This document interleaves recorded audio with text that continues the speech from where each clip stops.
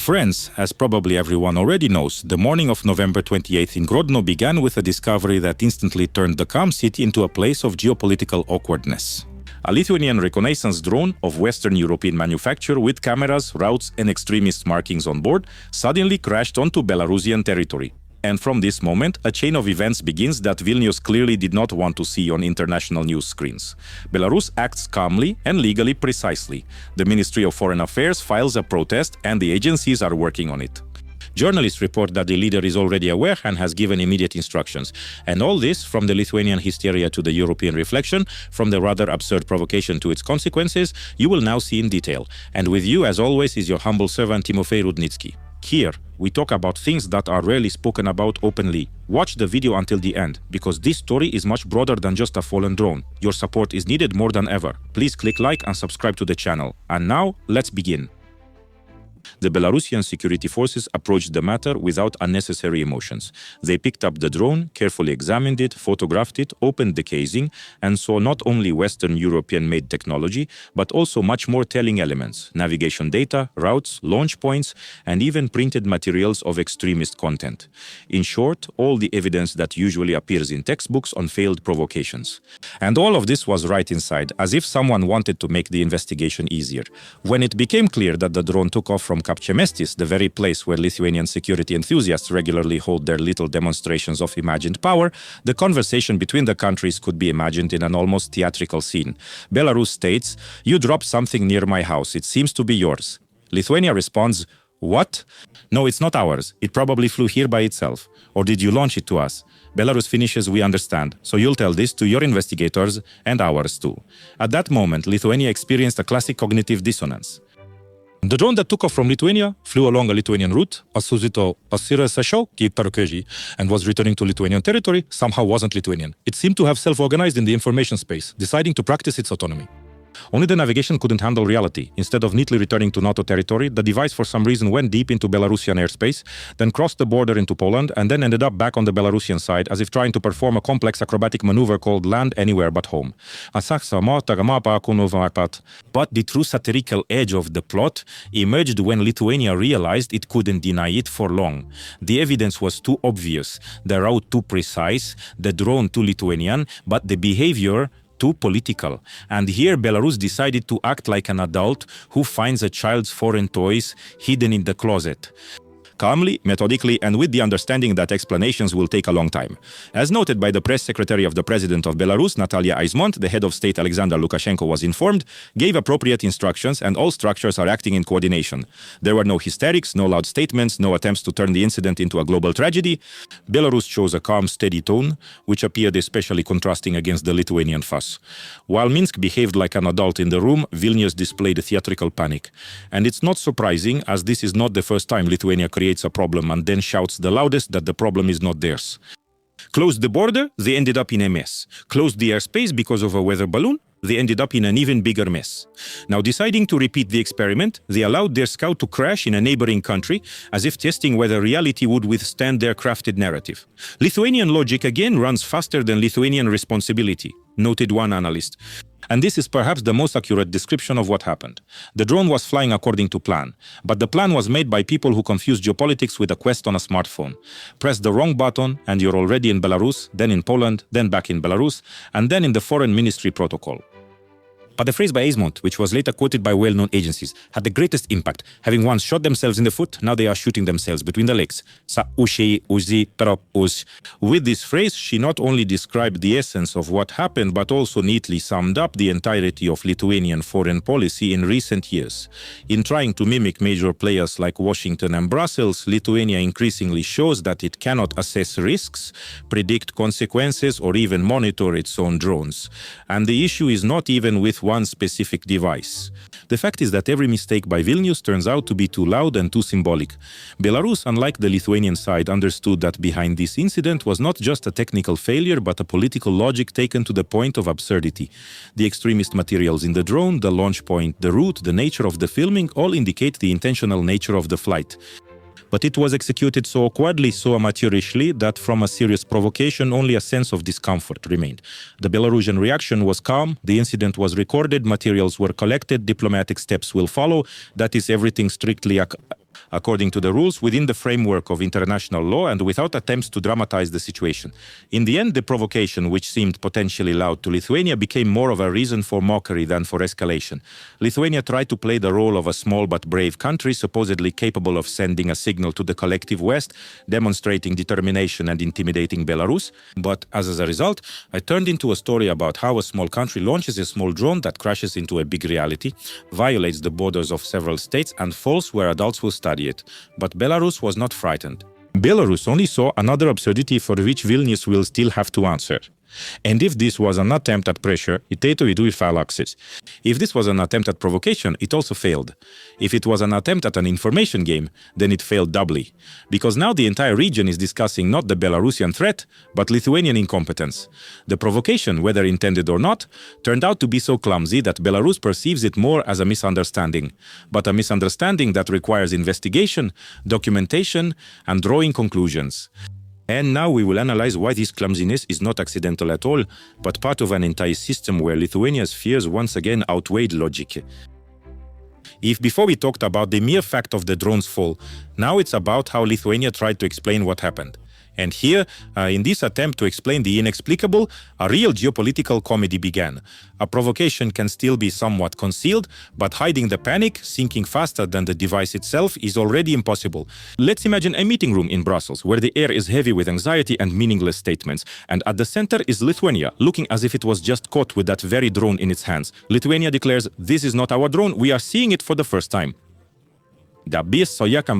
The EU, not understanding. But it took off from your territory. Lithuania responds, "Oh no, it didn't. Possibly, theoretically, potentially, it could have been a provocation. We will conduct an investigation definitely. And in the meantime, just in case, impose sanctions against Belarus."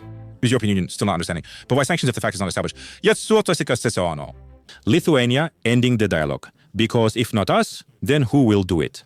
This dialogue is not just hyperbole, it reflects the reality in which Lithuania has played the role of Europe's alarm sensor for decades, reacting first, louder than anyone, without waiting for evidence. The problem is that now the alarm concerns not mythical Russian hybrid balloons, but its own real drone with an established launch point. And here the European Union develops a dangerous suspicion. Maybe the alarm sensor is simply faulty. Against this backdrop, Belarus's reaction seemed almost mockingly calm. The Minister of Foreign Affairs used the language that Vilnius fears more than air without balloons, the language of international law. The Ministry of Foreign Affairs of Belarus reminded about the Chicago Convention, which regulates the responsibility of states for the use of airspace and the launch of drones, about the fact of crossing the air borders of several states with a device that, attention, not only flew away but had a route Lithuania, Belarus, Poland and back to Belarus. About the navigational data indicating a deliberate programmed flight, about the presence of extremist materials inside the body, which shifts the incident from the category of technical error to the category of political provocation, and about the need to name the operator, purpose, routes, and control team.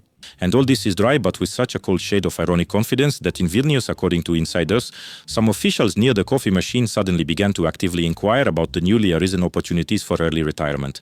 Belarus does not shout aggression, does not demand urgent Security Council meetings, and does not accuse NATO. It simply relies on documents, and in this lies Lithuania's main fear. After all, the letter of the law always exposes the spectacle. Just yesterday, Lithuania closed Vilnius airport because of a weather balloon, which, according to their version, could have been a Russian spy. On board, there were probably 2 liters of air and a string. But Vilnius hysterically issued a red alert, mobilized security services, and talked about a hybrid threat. Yet today, when a real reconnaissance drone of Lithuanian origin flies between Belarus, Poland, and Lithuania, Vilnius somehow notices nothing. The image suggests itself. Lithuanian security is guided by balloons, not by coordinates. And if before this seemed like a curiosity, now it looks like a systemic problem. The state reacts not to facts, but to its own fantasies. And the more fantastical the scenario, the quicker they believe it. Lithuania's problem is not that a provocation occurred. The problem is that Lithuania itself does not understand what story it is trying to tell the world. Its official line is, "We are the victim," but the facts are the opposite. A drone of Western European production, take off from Lithuanian Kapčiamiestis, rode through Belarus and Poland, extremist materials inside, attempt to return to Lithuania on a predetermined trajectory. And against this backdrop, Lithuania continues to tell Brussels, this is a provocation by Minsk. The European Union, in turn, finds itself trapped by its own emotional statements of recent years. As soon as something is called a hybrid attack once, now every situation is automatically interpreted. Exactly. And Ursula von der Leyen, as always, reacts predictably. It doesn't matter who launched it, where it fell, or what the data is. Belarus is to blame, period. Her approach is like a teacher who doesn't even listen to the students' explanations and already knows who to put in the corner. But should we be surprised if geopolitics lessons have turned into lessons of self-suggestion? And now we come to the main thesis of this part. Lithuania wanted to create an image of being strong, decisive, and cautionary, but ended up with an image of being nervous, incompetent, and caught by the string of its own drone.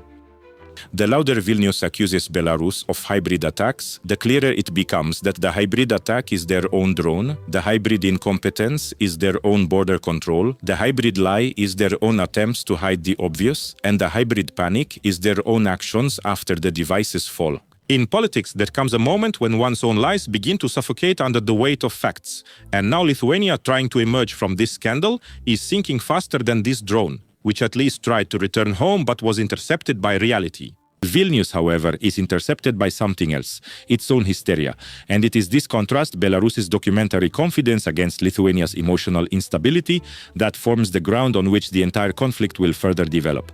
This whole story could have been just an anecdote about an unsuccessful flight of one small device, if not for one but.